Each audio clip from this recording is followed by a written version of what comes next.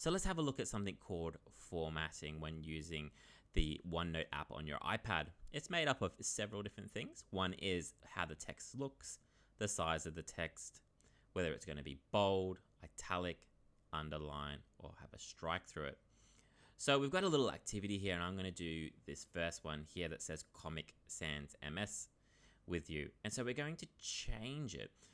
And we're going to change it so that this text here, which is not Comic Sans, changes to look like that. And then we're going to follow this little guide here as to what we're going to change on that text as well. So to start, we're going to tap into the cell, and then we're going to have to double tap as well, and then select our text. Let's bring that out. Perfect. There it is. Now, at the moment, as I said, that's not Comic Sans, so we need to change that. And to change it, we're going to come up here where it says to Homer. And what we're going to do is we're going to click onto Homer, and then we're going to move through our list here.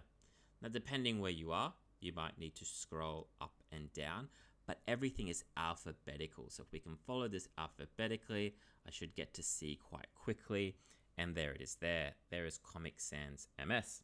So I'm going to select that, and you'll notice that this has changed. Okay, it doesn't look like it did before. The next thing we want to do is change the size. It says here we need to go to 18. Now my text is already selected, so that's perfect. But at the top here, it says 14. So if I click on that, I can either find 18 on my list here, or I can also just choose to hit the plus arrow, and we'll notice that that will increase until the text gets bigger.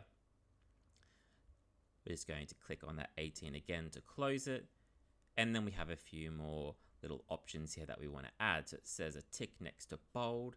So we're going to click bold. We're going to click on italics as well. And we're going to click on underline. And you can see how when I've done that, that the bold has made it a bit thicker. The italics, if I turn that on and off, puts it on a little bit of a slant. And the underline obviously puts a line under the text. Now it says for this activity, don't put a strike through, but just to show you, strike is the last one. So if I selected it, it would put a strike through the word, but we're going to turn that one off. And you'll notice that if it's on, it's bright purple like these ones. Okay, so what I want you to do now is you have another 3 examples there. So I want you to select them, find the text, and then follow the guide on the right hand side as to what needs to be on or off.